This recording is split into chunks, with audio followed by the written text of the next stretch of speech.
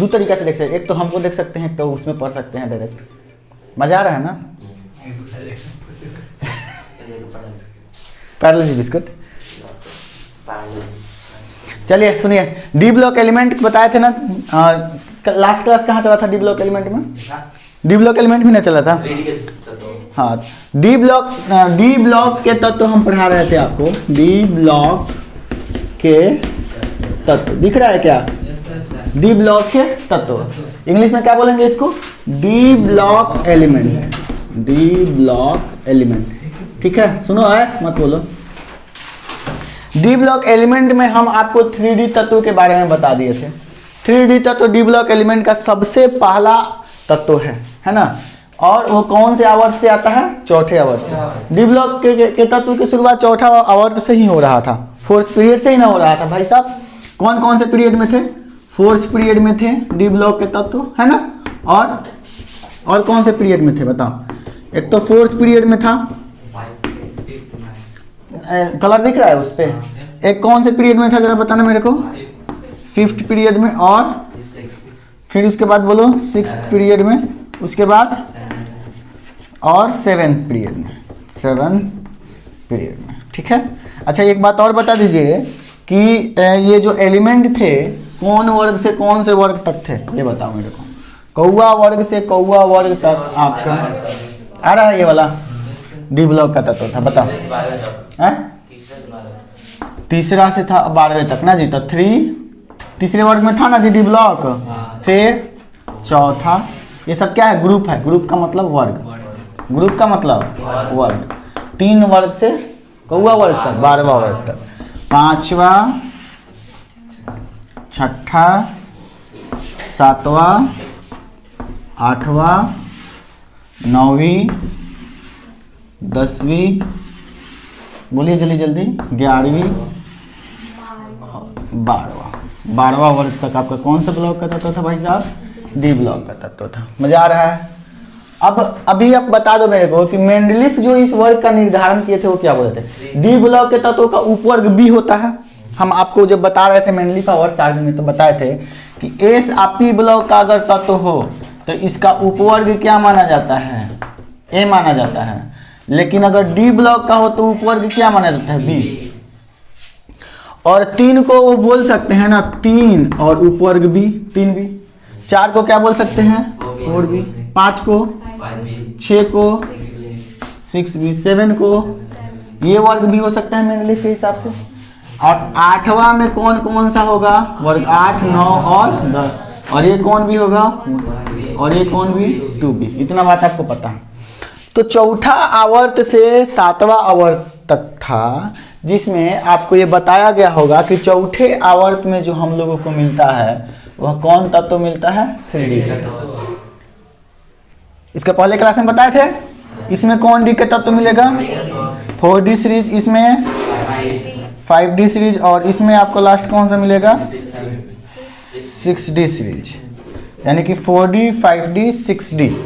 हालांकि 7वें आवर्त अभी खाली है, पूरी तरह से इसमें एलिमेंट अभी नहीं पैकअप हुए हैं, ठीक है ना? खोजे नहीं गए हैं, इसलिए कुछ तत्व खाली है। तो 3D में कौन कौन सा तत्व आएगा जरा ये भी बता दो मेरे को। कौन कौन बताओ? शक्ति कपूर को VCR में फेंको निकुजान ना जी। डी ब्लॉक के तत्व की शुरुआत परमाणु संख्या 21 से होता है ना। इसके पहले वाले वीडियो में आपको बताए थे। स्कैंडियम है ना, फिर titanium, vanadium, chromium, manganese, ferrous, cobalt, nickel, copper और जिंक। कहाँ से कहाँ तक? 21 से, फिर 22, 23 और ये और ये और 30 तक। 21 से लेकर 30 तक आपके कौन से तत्व हैं बता दो मेरे को? 3D के तत्व, ठीक है ना। उसके बाद कौन डी के तत्व आएगा बताना मेरे को? 4D का तत्व आएगा, ठीक है। कौन सा डी का तत्व? 4D का तत्व। कौन कौन आएगा बताओ मेरे को? कहाँ से कहाँ तक 4D के तत्व आएंगे?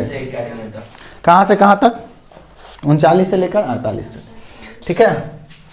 3D में कौन कौन से तत्व है? Scandium, titanium, vanadium, chromium, manganese, ferrous, cobalt, nickel, copper और जिंक। कहाँ से कहाँ तक? 21 से लेकर 30 तक। अब 3D के बाद कौन डी का तत्व आता है बताओ? 4D का तत्व। और 4D का तत्व में कहां से कहां तक होगा आपका?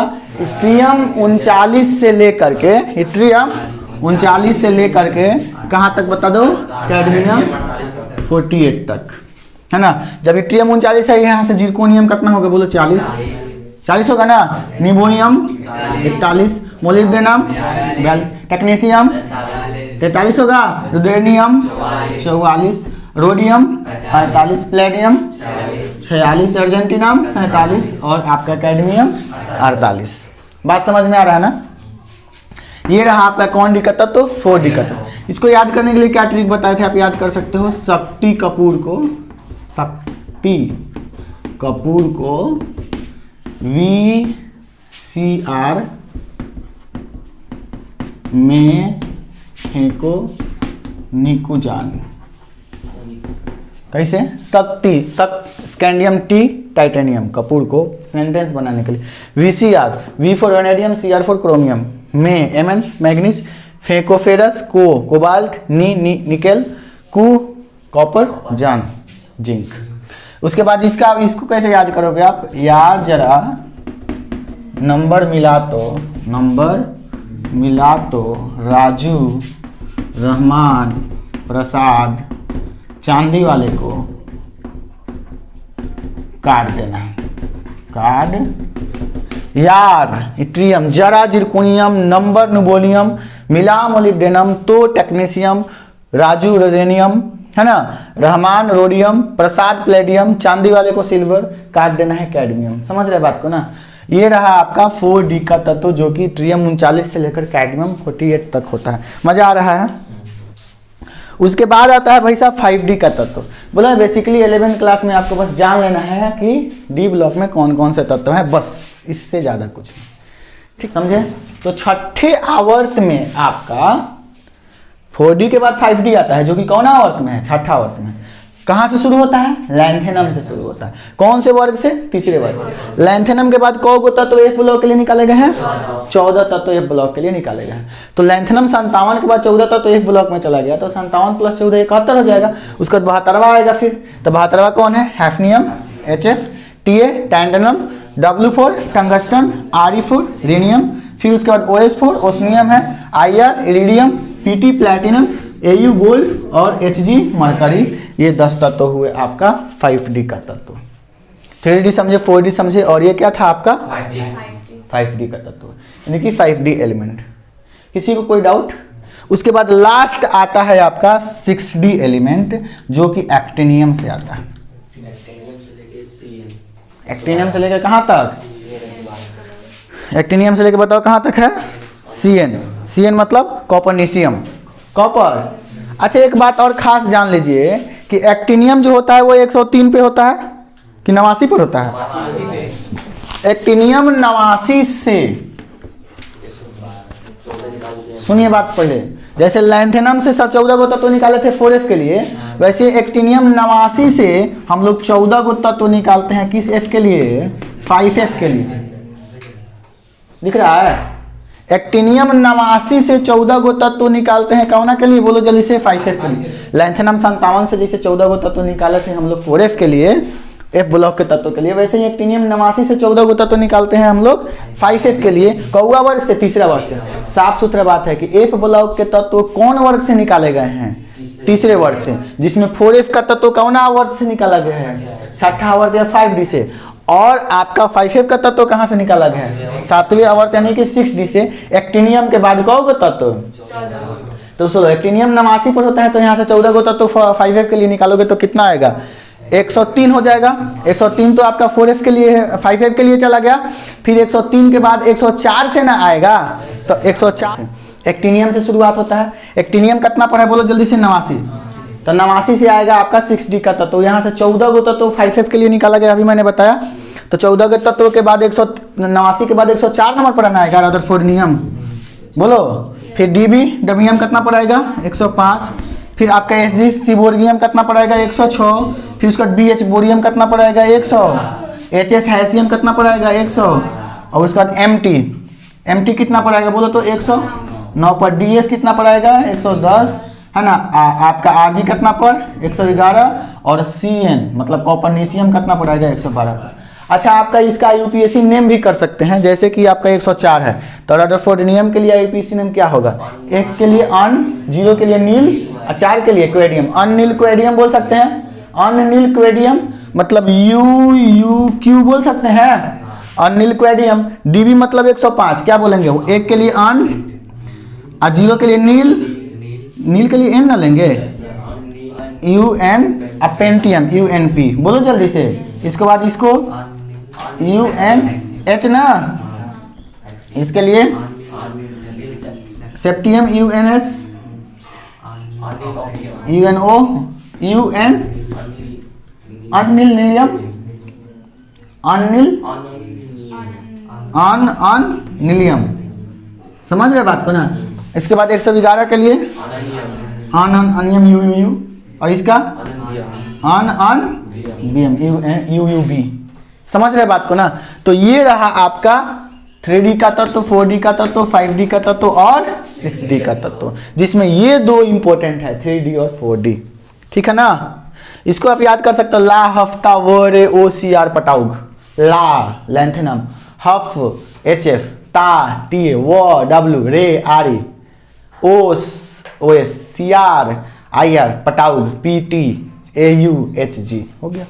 ऐसा भी याद कर सकते हैं इसको, लेकिन ज़्यादा वो करने की ज़रूरत नहीं है, वैसे आप बार बार देखोगे, बार बार ऐसी करोगे तो आपको याद हो जाएगा। तो ये था आपका कौन चीज़, डी ब्लॉक का पूरा सीरीज, है ना। 3D series, 4D series, 5D series और 6D सीरीज। कितने तत्व टोटल डी ब्लॉक में हुए, 10, 20, 30 और 40, यानी कि टोटल एलिमेंट कितने होते हैं डी ब्लॉक में बच्चों, 40 D block element. D block element को एक और नाम से जानते हैं, वह नाम क्या है बताए थे आपको, संक्रमण तत्व। कौन तत्व, संक्रमण तत्व, जिसे इंग्लिश में कहा जाता है ट्रांजिशन एलिमेंट, यानी कि संक्रमण तत्व कहा जाता है, डी ब्लॉक का दूसरा नाम है। बात समझ में आया। लेकिन डी ब्लॉक के सारे तत्व संक्रमण तत्व नहीं होते हैं।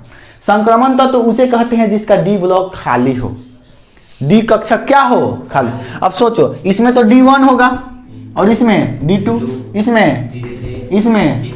D4 ना, D5 होगा, इसमें D5 ही होगा और इसमें भी D5, इसमें D6, इसमें D9, D10 और इसमें D10। तो सुनो, जिंक में तो पूरी भरा है, क्योंकि इसके बगल वाला S भी तो S2 होता है, यानी S भी भरा है, D भी भरा है। तो जो अगर भर गया हो तो वो संक्रमण तत्व तो नहीं होगा। लेकिन यह तुम सोचोगे कि D10 ये भर गया है, नहीं, इसका S खाली है, S1 ना होता है, तो S खाली है, इसलिए ये इसका एक कक्षक खाली है, लेकिन इसका एक भी कक्षक खाली नहीं है। जिसका एक भी कक्षक खाली नहीं है उसे संक्रमण तत्व तो नहीं कह सकते हैं, आगे हम आपको बताएंगे। तो कोई पूछे कि डी ब्लॉक में कौन कौन से तत्व संक्रमण नहीं है, तो जिंक, कैडमियम और मरकरी, 3 ऐसे तत्व हैं जो संक्रमण तत्व नहीं है। बाकी डी ब्लॉक के सारे तत्व ट्रांजिशन एलिमेंट कहलाते हैं, संक्रमण तत्व। संक्रमण तत्व उसे कहेंगे जो परिवर्ती ऑक्सीकरण अवस्था प्रदर्शित करता है। मतलब कि सोडियम ऑक्सीकरण अवस्था तो खाली +1 करता है, लेकिन फेरस +2 भी करता है, +3 भी करता है ना, +4 भी करता है। तो जो परिवर्ती ऑक्सीकरण अवस्था प्रदर्शित करे उसको संक्रमण श्रेणी में रखते हैं।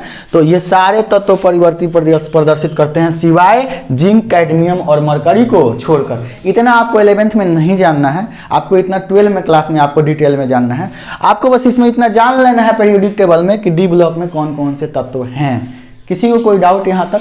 डी ब्लॉक के जितने तत्व हैं उसमें सारे तत्व क्या होते हैं, धात्विक तत्व होते हैं, संक्रमण तत्व होते हैं, समझ रहे बात ना। और महंगे तत्व मिलते हैं इसमें महंगे धातु मिलता है। जैसे चांदी महंगा मिलता है कि नहीं बच्चा, सोना महंगा मिलता है कि नहीं, प्लेटिनम महंगा मिलता है कि नहीं। तो ये सब महंगे धातु आपको मिलते हैं, यानी कि आप बोल सकते हैं मुद्रा धातु अगर प्राप्त करना होगा तो आपको किस ब्लॉक एलिमेंट में मिलेगा, डी ब्लॉक एलिमेंट में मिलेगा। बोलो यहाँ तक किसी को कोई डाउट है? तो जल्दी से इसको कॉपी पे नोट करो, कम ऑन।